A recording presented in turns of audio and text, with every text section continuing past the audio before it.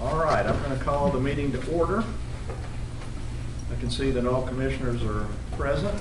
And first order of business is approval of minutes from our March 15th meeting. The minutes were fully electronically transmitted. Need a motion to approve. So moved. All in favor say aye. Aye. Motion passes and minutes are approved. We're going to jump right into our action today since we have a busy day. Resolution 1266, amending commitment appropriations for the fiscal year beginning July 1, 2011. Commissioners will recognize Mark Walker to summarize the commitment appropriations. Commissioners, I want to take just a few moments and provide you an update on current year appropriations. Earlier this month, we met with the board's audit committee and discussed current year budget performance. So I wanted to share that report with the full board this morning and also provide the board with an update on commitment appropriations for fiscal year 2012 and discuss the need for additional commitment appropriations, which is the subject of Resolution 1266. Commissioners, the total budget that was approved by the board for the current fiscal year is $869 million. That includes appropriations that were adopted by the board last May of $859 million, and then an additional $10 million that was approved by the board last August to fund the electric and water Century 2 programs. Our current forecast for cash expenditures for the fiscal year is $827 million in total. That means we're projected to be $42 million or 4.8% under budget for the year. And the reason for the big decrease is related to the mild winter that we had this past year as a result of lower customer demand on electric and electric power and natural gas. We purchased less than we'd anticipated from TVA and our natural gas suppliers. So that's the big reason for the decrease. And I also report to the board that all 4 divisions are projected to be under their respective budget appropriations for the year. Commissioners, this is our forecasted variance for budget expenditures for fiscal year 2012. I know you've seen this format before, but just to remind you, it shows it by division and also by major cost component. And I'll point out also that a parenthetical means that indicates over budget. But in total, the electric division will be $38.7 million under budget, gas $1.1 million, water $1.3 million, and wastewater $950,000. Looking at it from major cost component, wholesale energy in total $45.1 million or 8% under budget. And again, that is due to the mild winter. We purchased less from TVA, we purchased less from our gas suppliers due to lower demand. And also to point out to the board, we discussed this at audit committee last week, but this past winter was the mildest that we've had in our service territory in Knoxville in the last 25 years. And not just the mildest, but mildest by a decent margin as well. So you see the impact there. And on the next chart, we'll talk a little bit about sales revenue. You'll see the impact there as well. Moving down on the total column, O&M, $800,000 under budget. That reflects labor-related savings. In particular, O&M payroll, $300,000 less than budget. And that's due to the fact that we achieved our staffing goal of 875 full-time employees 5 months earlier than we anticipated. And we'll talk more about that in the 5-year plan later this morning. You'll also note that the O&M variance isn't necessarily consistent across divisions. I did want to bring to the board's attention on the water division that we are projected to be $400,000 up in water O&M, and that reflects a large water damage claim that was paid out earlier this year due to a main break in the downtown Knoxville area. And then moving down, looking at capital, $3.1 million over budget or 2%. And if you look across at the divisions, you can see that it's all in the gas division. And that represents the acceleration of a major gas system improvement project. We'll talk more about that later today in Julie's presentation of the 5-year plan, but that's the Alcoa Highway gas line replacement project.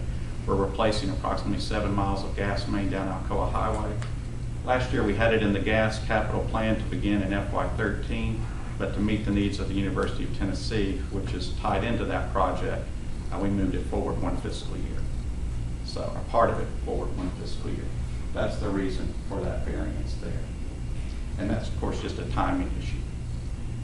And In total, $42 million under budget. And those are the major variance items I wanted to talk to the board about. And if you have any questions on that, I'd be happy to answer. Okay, we'll move on and look at total cash performance. And this chart reflects not only the variance of budget expenditures, but also the variance of revenue. And I'll point out to the board that on this chart, a parenthetical means a decrease in cash compared to what was budgeted. A positive number means an increase to cash compared to what was budgeted. And sales revenues are on this chart as well. I'll talk about this chart by division. But for the electric division, you can see the mild winter, $42 million less sales revenue than what we had budgeted. We already talked about the wholesale power cost being down, the impact on sales margin, which is revenue minus purchased energy, $2.1 million less than what was budgeted for the year. Again, the mild winter driving that. Other revenue is actually up $2.6 million compared to budget. That reflects the FEMA reimbursement for storm restoration costs from fiscal year 2011 and represents the cost we actually paid out last year for the storm restoration. We haven't gotten all the FEMA reimbursement in. We've gotten just a small amount in. We're still anticipating, hoping that it'll all come in before the end of the fiscal year. And then on expenditures, up $922,000. This is a combination of O&M, capital, debt service, and taxes and equivalents from the prior chart. But the net cash impact is a decrease of $500,000 for the electric division. Mark, when you say we haven't gotten all the money in, does that represent what we have in or what we've only received a total of close to $6 million that we'll get in on the FEMA reimbursement. We've only received $100,000 so far. But built into our forecast, we have it all here. Also, part of it is in a reduction in O&M as well, but it's all reflected, that $6 million here. If we don't get it, then if I showed you this chart after all the year had settled out, those numbers would look quite a bit different. On the gas division, sales revenues down $11 million. Again, the mild winter. Sales margin down $5.4 million as a result of that. Other revenue is down $1.7 million. That's also tied into that Alcoa Highway project. It's a multi-year project, actually $15 million in total. The University of Tennessee will be paying us contributions of approximately $8 million. We had anticipated in the budget that the first contribution payment from UT would occur this fiscal year, but a revised schedule has that moved back to fiscal year 2013. So that's why that other revenue item is down compared to budget. And then the expenditures being up is a reflection of that Alcoa Highway project also just moving forward as far as the start date. But the total cash impact to the gas division is a decrease of $11.5 million. But it's not quite as bad as that because really these two decreases to cash are just timing issues. That's all it is. Real quickly on water, sales revenues down about $350,000 compared to budget. We've already talked about the expenditures, $800,000 increase to cash. Wastewater, $200,000 increase in sales revenue compared to budget. Expenditures, we talked about that on the prior chart. Total $1.7 million increase to cash for wastewater. In total, $9.6 million decrease. But again, all of this here for gas is really just a timing issue. And you can see as far as if you wondered what's the impact to KUB for the mild winter, how did that impact what was budgeted on a net basis? This is the key number right here, about $8 million. Any questions on that? Okay. Commissioners, switching gear, talking briefly about commitment appropriations. And just to remind the board of what that is.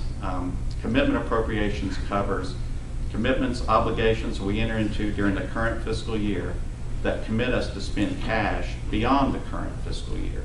We need to have an appropriation that covers that as well.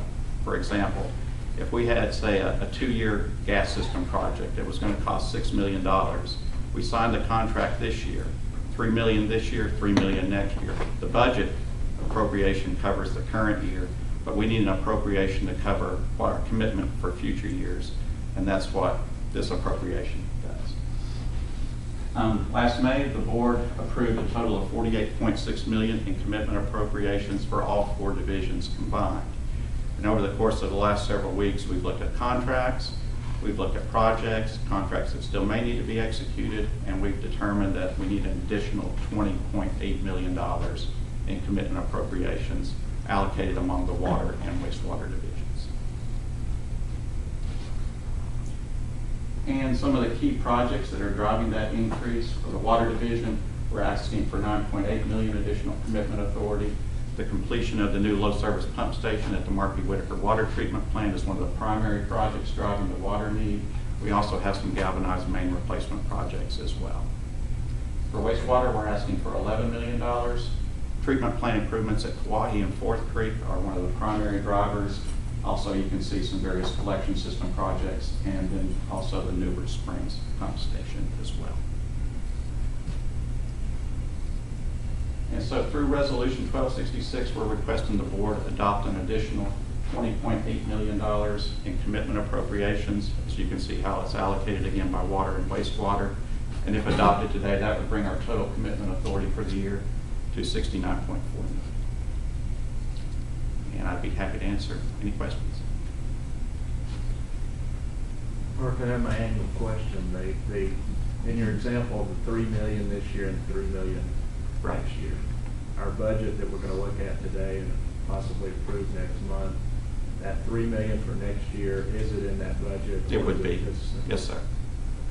But that appropriation wouldn't be effective until July 1st of next year, so that gap still needs to be covered.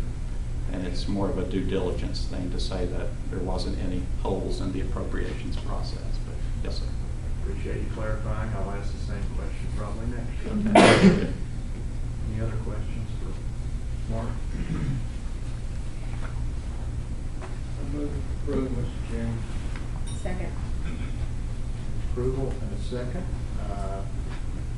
Any public comment, questions? This resolution? Okay, Mr. Coley, let's call the roll. Commissioner Anderson? Aye. Commissioner Cannell? Commissioner Rising? Aye. Commissioner Robinson? Aye. Commissioner Simmons? Aye. Commissioner Thompson? Aye. Commissioner Williams? Resolution 1266 has passed. Thank you. Resolution 1267, amending the rate schedules of the Water Division for the purpose of providing a new rate for public fire protection service.